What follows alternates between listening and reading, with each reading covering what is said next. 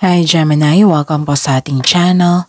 Parito ang inyong weekly by tarot reading for November 18 to 24, 2024 for your career and money. Please be reminded kung naka-resonate kayo, comment down. Kung hindi ko naka-resonate, ibigay niyo po sa iba kasi general reading po ito. This is for you, Gemini, ngayong November 18 to 24, 2024. For your career and money.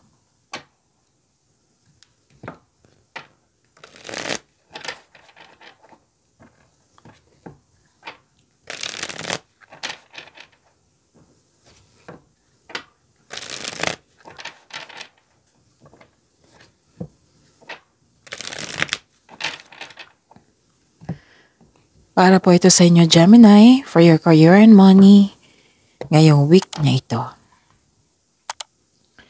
Maraming salamat po sa inyong patuloy na suporta at maraming salamat din po sa mga hindi nag-skip ng ads.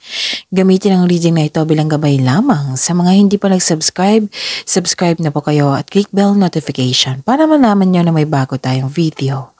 Para sa mga gusto magpa-reading po, may lumabas dyan sa screen nyo ngayon. Panoorin nyo po at sundin ang instruction.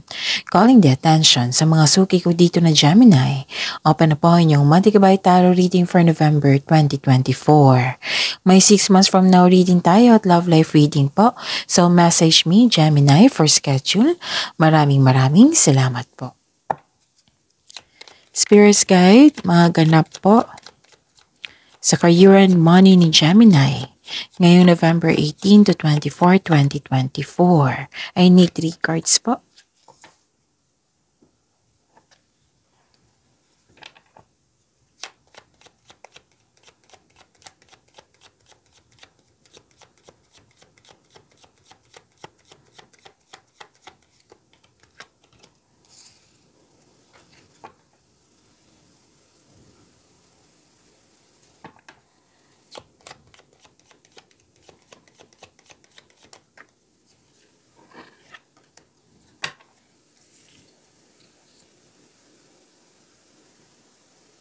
Okay.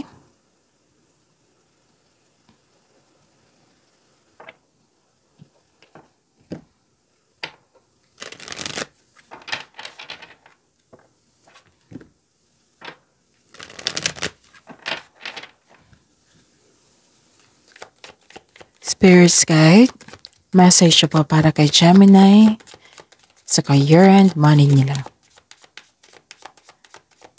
I need 2 cards po.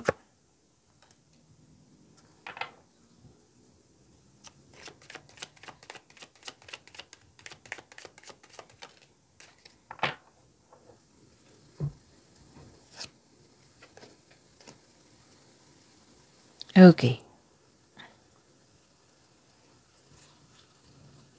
Gemini, for your career and money ngayong November 18 to 24, 2024.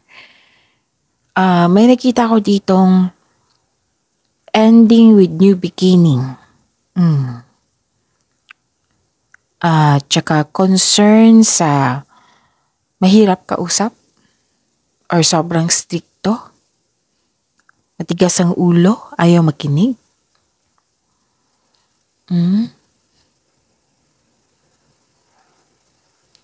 Nahihirapan ka, nagkaroon ng hardship, pero tinulungan mo yung sarili mo to move forward. Tinulungan mo yung sarili mo to move forward para magkaroon ng pagbabago. Okay? Kasi ang pag-let go na ito, yes, nag-let go po kayo. Ang pag-let go na ito ay, chances na papasok yung opportunity sa inyong buhay. Pwedeng may end of contract dito. Pwedeng tumiwalag ka sa isang grupo. Or may bagong simula Posibleng change career ito. Or change of plan. Basta may changes. May pagbabago.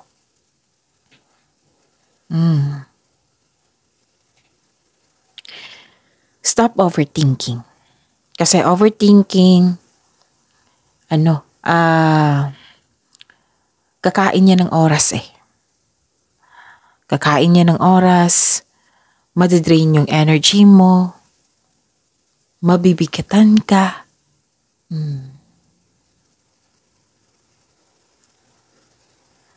So, you should stop it. Kasi parang kiniklaim mo ito. Oo, alam niyo naman kung ano yung i-claim. Parang nag-manifest ka niyan. So, stop. Stop it. You should stop.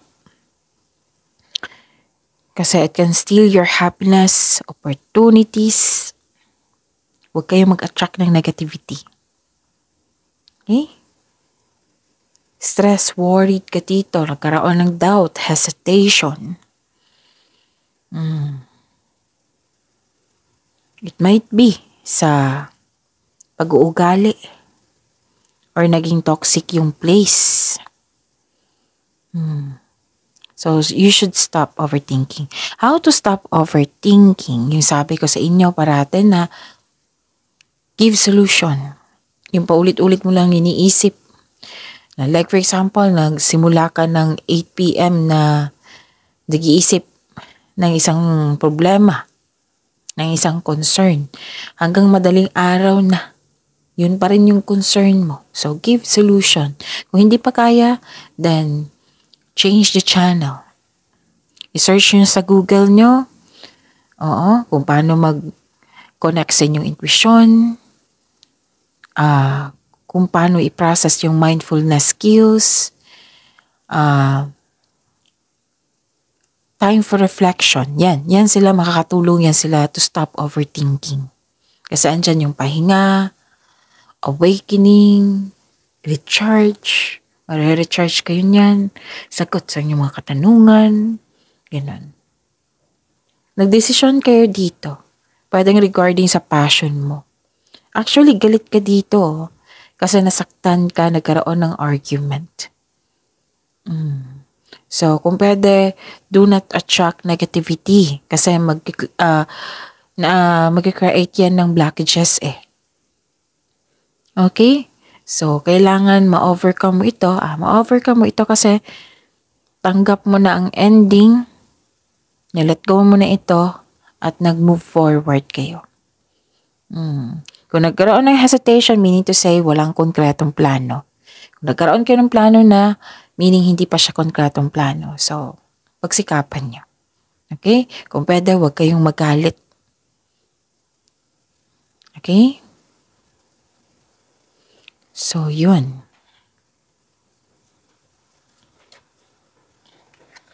Ang mensahe. Wow. Surprise. Unexpected turn can bring positive change. Be ready for change. So, pinaganda ka dito sa pagbabago. And this is a clarification of your card here.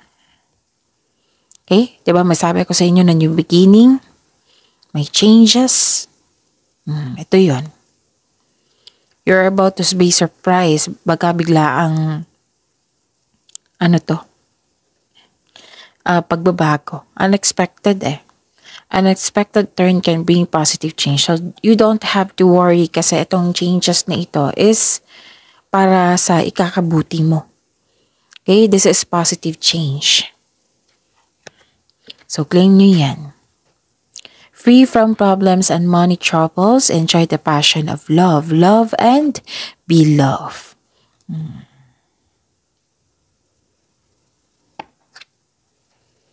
Spirit's guide. Energy po ni Gemini sa career and money nila. Ngayong November 18 to 24, 2024.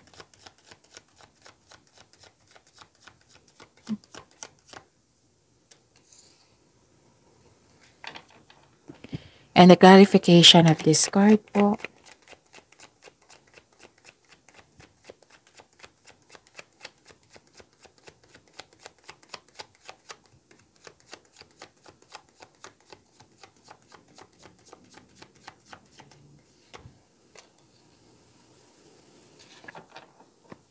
Okay.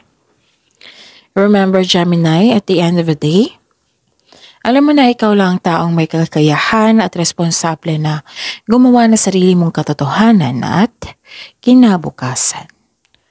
So ano yung energy mo, Gemini, sa inyong career and money? Okay?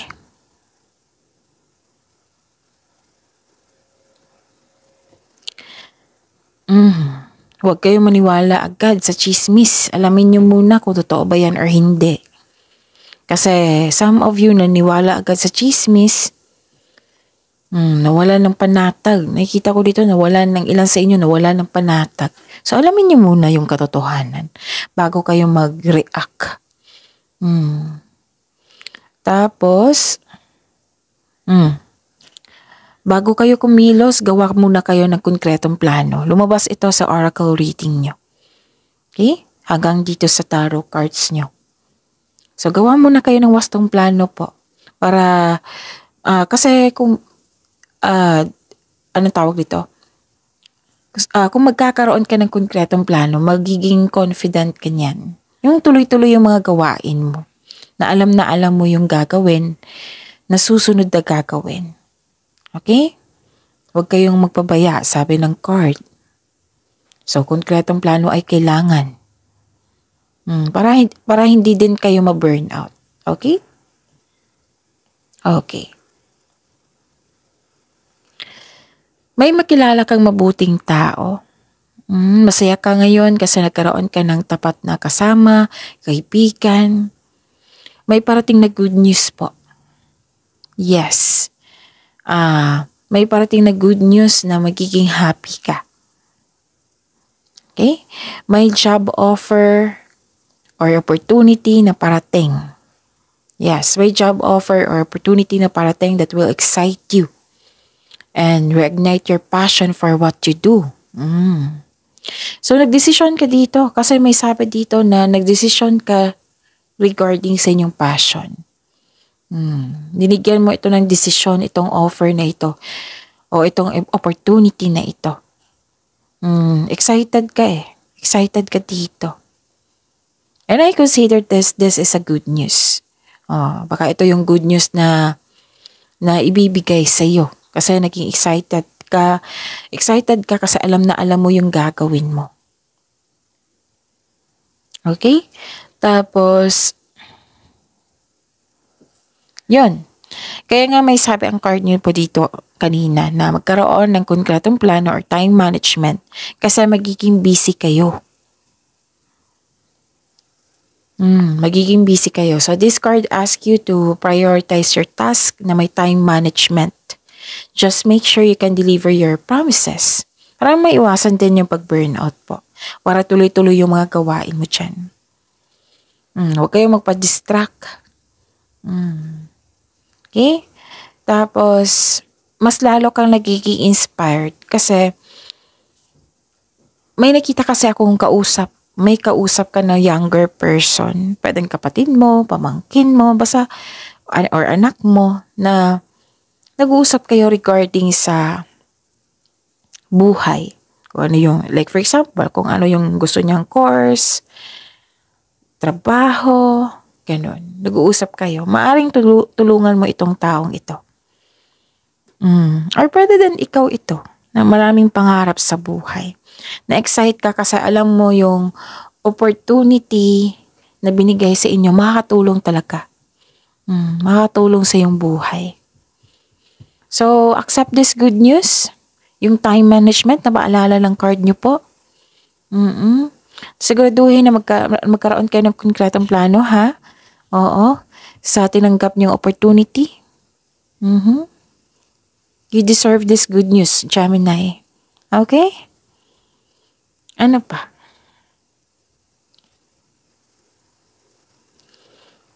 Nakikita ko rin dito. So, this is a clarification of your card here na may ending with new beginning. Yes. So, accept and learn the past situation. Nagkaroon ng healing po.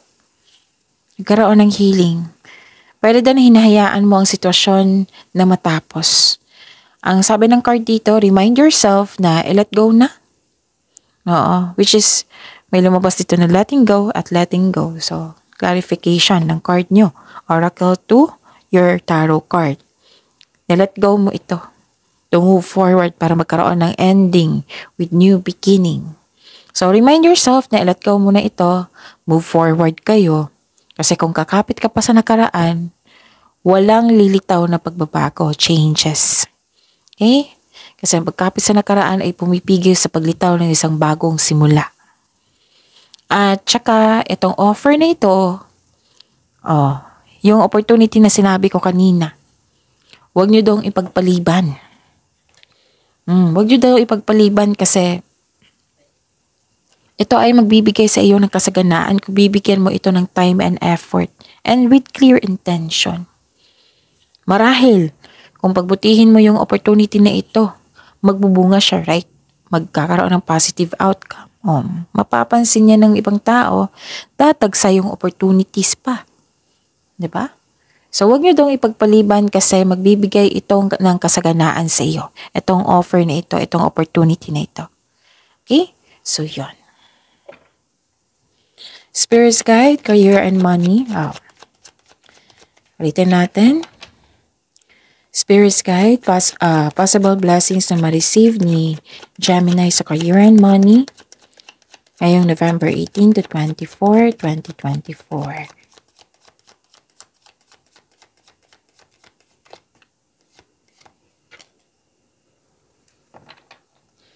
And the clarification of this card po. Possible blessings po para kay Gemini sa career and money nila for this week. Clarification po. Okay.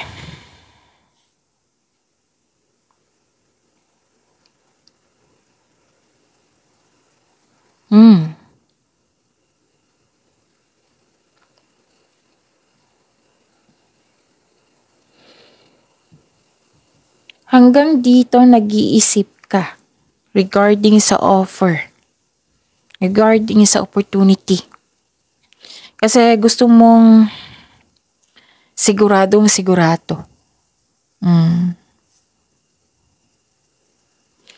Parang hindi ka pa ready, no, sa pagbabago. Kaya nga, may sabi dito ready ka mag-let go ito, pero nagdadalawang isip ka. Yung nag-overthink ka. Hanggang sa nag-decide ka. Yung sabi ko sa oracle nyo. Ito, nagdalawang isip ka, pwede din nagbabalanse. Ang ilan sa inyo hindi pa ready sa pagbabago Nabibigatan sa paggawa ng desisyon. And I think matutuloy to kasi lumabas sa energy nyo, sa oracle nyo, na gumawa kayo ng decision regarding sa inyong passion. Ba? Natandaan nyo? Kanina.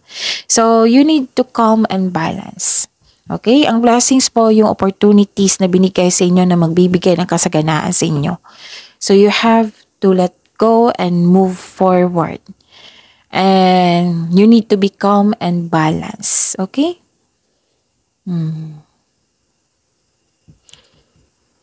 Mag-ingat din kayo sa distraction kasi may distraction dito. Na isang tao na mahilig magmanipula, baka yan yung pumipigil sa inyo para hindi kayo makagawa ng desisyon. At makinig din kayo sa inyong intuition, sabi po ng card niyo po. Okay? Ano pa? Nakikita ko dito. Yun nga, dalawang card na po nagsabi dito na nagkaroon ng delay kasi hindi nabibigatan kayo sa paggawa ng desisyon. Pwede din na delay sa hinihintay nyo, pero most of you kasi nabibigitan sa paggawa ng desisyon. Tapos, umiwas talaga sa distraction kasi kung i-accept mo yung energy niya, possible na magkakaroon ng blockages. So, you need to be patient. You need to be patient. Kasi lumabas dito yung matigas ang ulo di ba? May sabi ako sa oracle nyo. And umiwas talaga kayo sa kanya. Kasi ang sabi ng card dito, isa sila sa dahilan na magkakaroon ng blockages. Alam niyo naman kung magkakaroon ng blockages, mahihirapan pumasok yung blessings. Na kailangan yung ma-overcome yan para makapasok na yung blessings. Okay? Do not create blockages. Huwag niyong i-accept yung distraction, yung negativity ng isang tao, ng lugar dyan. Okay? Kasi andito pa rin yung concern, matigas ang ulo. Andito siya. Siya yung isa sa dahilan na magkakaroon ng blockages. So, sa ngayon, alam nyo na, umiwas kayo. Okay? Huwag mo daw kayong sumuko. Nahihirapan kayo sa pag-decide sa opportunity na ito. It might be ang ganda ng sitwasyon mo dyan or posisyon mo dyan. Tapos, gusto mong masigurado yung opportunity na dapat mas level up ito, mas mataas pa ito, mas maraming ibibigay siya sa inyo. Oo. So, andito naman yung sagot Gemini. You don't have to worry kasi positive changes to. Nakakabuti sa inyo. May message din dito na huwag niyong i-postpone yung binigay na opportunity sa inyo kasi magbibigay yan kasaganaan. Bigyan niyo lang ng time and effort. Okay? Binigyan ka niyan That is a blessings. Na, oo. At may mga sagot dito na huwag kayong, hindi kailangan ma-hesitate kayo, ma-worried kayo. Kasi, this is a positive change. Nakakabuti sa iyo. Okay? Huwag kayong mag-hesitate. Create na lang kayo ng plano, ng wastong plano, para magiging confident kayo. Umiwas sa mga negativity. Okay? Ang daming mensahe, daming paalaala. Spirits Guide, challenges na ma-overcome ni Gemini ngayong November 18 to 24, 2024 sa career and money nila. Huwag kayong matakot sa pagbabago kasi pagbabago is a new chances. The clarification of this card po. Kailangan nyo kayong magiging confident kasi dito, may sagot na. Okay. Nakikita ko rin dito, sa challenges to na ma-overcome nyo po ang tanong. So maraming salamat po sa patuloy na tiwala suporta sa ating channel at maraming salamat po sa mga hindi nag-skip ng ads. Okay. Nagkaroon ng clarity, maraming ideas. Nagkaroon ng bagong insights and clarity kung paano pa i-improve ang iyong kaperahan at proyekto niyong trabaho. Sign din ito sa mga yung gustong magsimula ng business or mag-level up sa trabaho. See? Career change. This is new beginning po. 1, 2, 3. Tatlong card na po nagsabi dito na may new beginning. You have to move forward. Okay? Kasi kung kakapit ka pa sa nakaraan, walang pagbabago na mangyayari. You have to move on. So, yan ito reminder. Kailangan nyo talagang bigyan ng pansin itong opportunity na ito kasi baka mawala. Okay? Baka mawala Baka ma-miss mo yung opportunity. So, kailangan ng bigyan ng halaga. Okay? Tapos, think positive na makabangon kayo ulit and have faith na divine can lift you out of any period of loss. Magtiwala sa kung ano ang darating. Focus na po tayo sa mind healing instead of suffering. We deserve to be successful. Kaya tinutulungan tayo ng universe, Gemini. Tinutulungan tayo ng universe. Diba, nasa Diyos ang awa, nasa tao ang gawa. Kailangan mo lang pagyamanin itong opportunity na ito. Kasi magbibigay siya, kung magkakaroon ng positive outcome, itong binigay na opportunity na ito, magbibigay siya ng opportunities pa, marami. Okay? Yung mga paalala po dito. At pagyamanin nyo yung bigay na blessings sa inyo, Gemini. See you tomorrow. Please like, subscribe, and click the button for notification para updated po kayo sa daily tarot reading natin. Maraming salamat po.